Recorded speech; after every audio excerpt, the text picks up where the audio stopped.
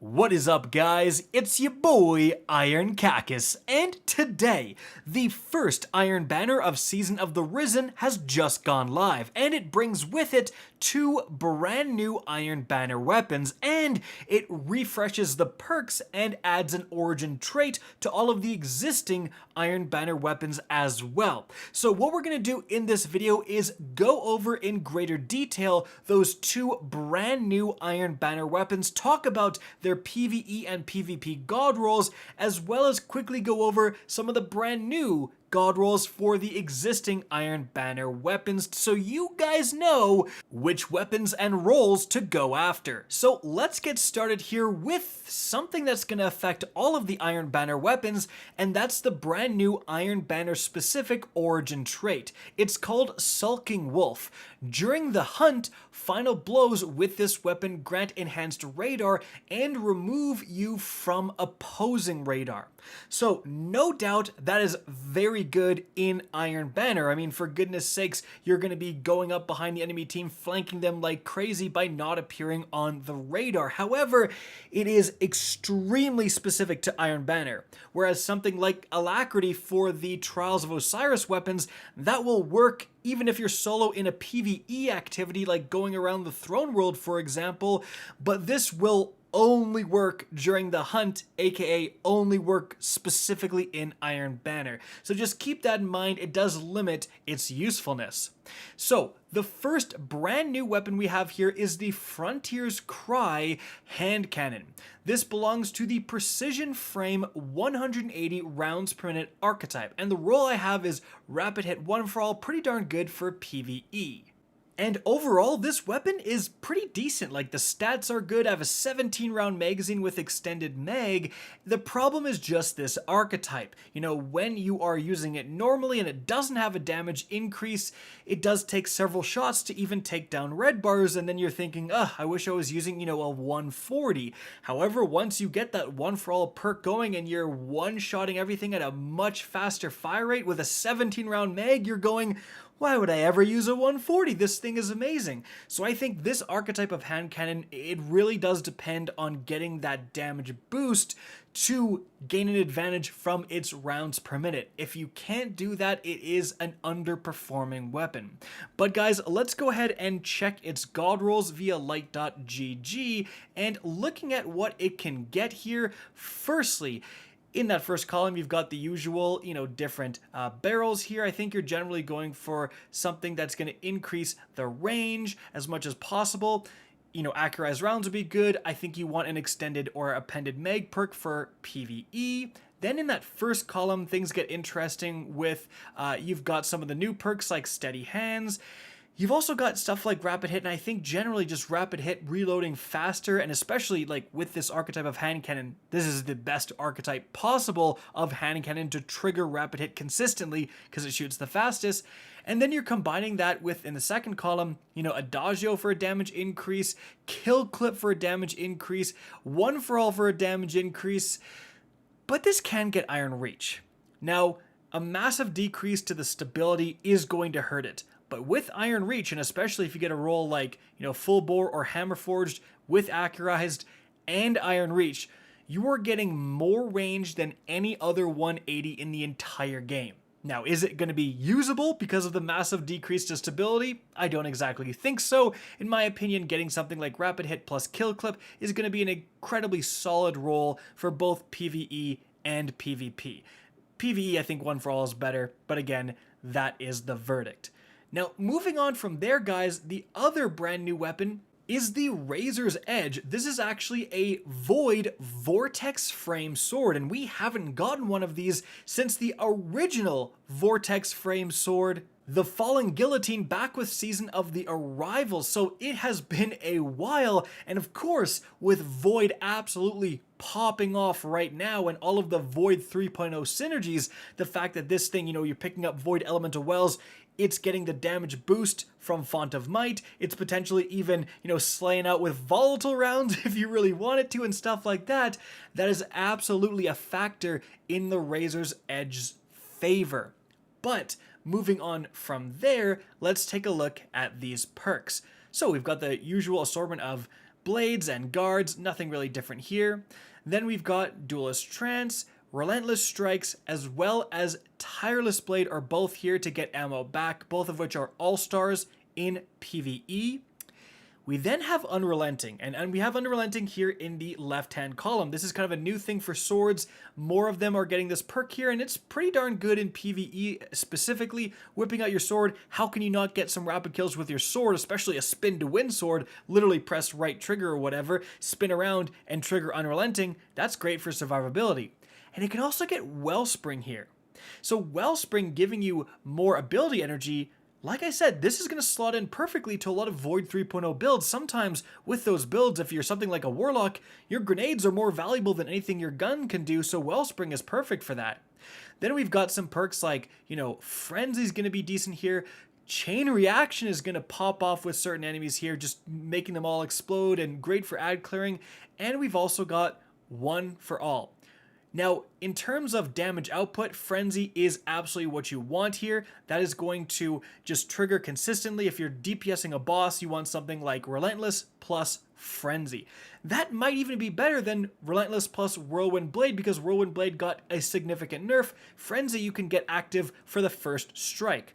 Or you can go something like Tireless Blade and Relentless plus Chain Reaction, One for All, or Unrelenting plus Frenzy or Chain Reaction or One for All. There's a lot of good combos with this sword. I think the fact that it's Void is really the main reason to use it, and the fact that it is pretty desirable during the season. When I used it, it was a blast.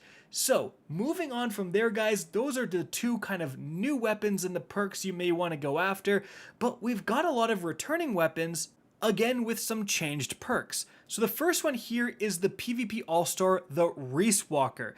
So it can still get the rolls of, something like Full Choke, Accurized, or even Assault Mag to shoot faster. Quick Jaw, Surplus, Firmly Planted, all of those are going to be good, or Slideways, or even Steady Hands, combined with Iron Reach. That massive boost to range, as you can imagine on a shotgun, is very, very good. If you do get, maximum boost to range, Accurize, and so on, you can forego Iron Reach and maybe put on Swashbuckler or Killing Wind, or heck, even Vorpal Weapon to deal with supers. A lot of good combos here. Really, the main thing is that you can basically get the same god tier roll you could before. Now you just get an origin trait that makes it better when you're playing Iron Banner. Can't say no to that. Then we've got the Peace Bond. Now this is the stasis sidearm that was introduced pretty recently, and it can get the fantastic rolls of something like Subsistence and then Headstone. I think that's probably what you want for PvE. Like, this is kind of a headstone machine, but Surrounded and Swashbuckler and Demo would all be great too, especially Demolitionist on a stasis weapon. As you can imagine, with certain stasis builds, especially like with the Warlock and stuff like the Verity's Brow, it's very, very effective. And then for PvP, something like Rangefinder, Under Pressure, and now Perpetual Motion, combined with Swashbuckler, Iron Reach, Harmony, all of that's going to be great. Moving on from there, we have the Forge's Pledge. Now this is a solar pulse rifle, an adaptive frame pulse rifle from a previous season, and what you're really looking for here is a damage increase. Like, you really, really want something like Rampage or Multi-Kill Clip to get that damage increase, because then you're going to be able to kill someone in 2 bursts, and that's really the main feature of these adaptive frames. Without that damage increase, you are going to struggle in terms of the time to kill department.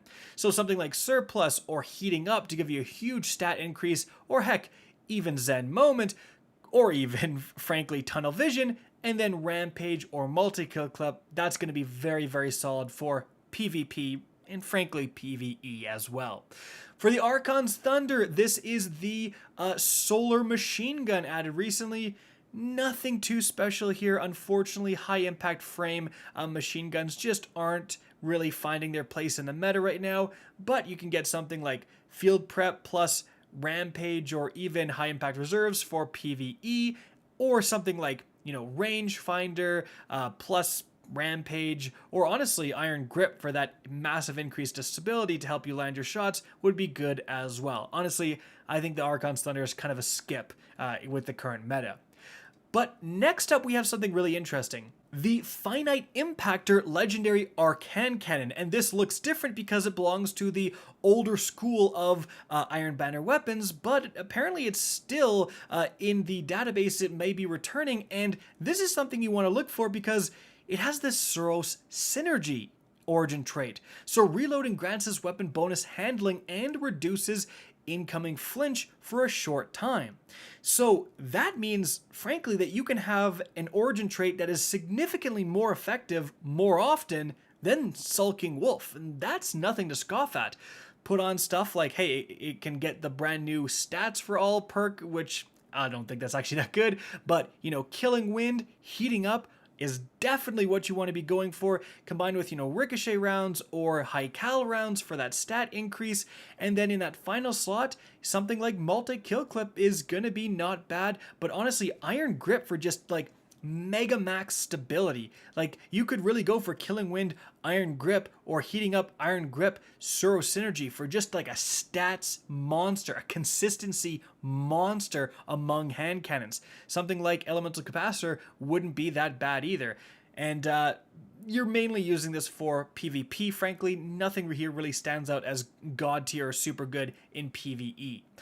And then lastly, guys, we have the Occluded Finality, and yes, this belongs to the old school of Iron Banner weapons too, and it can also get Suro Synergy. As you can imagine, getting a sniper rifle that can potentially reduce incoming flinch is very, very valuable. And this can get stuff like, you know, Surplus. It can get No Distractions is quite good. Snapshot Sights is god tier. Under Pressure is actually god tier too, massively increasing the accuracy and stability and so on when you're on the bottom half of the magazine, but you always spawn in with 2 rounds, so you're always activating Under Pressure. Combine that with Opening Shot to massively increase the accuracy, or even Iron Reach, just insane range, literally max out the range and have that accuracy stat just completely maxed out.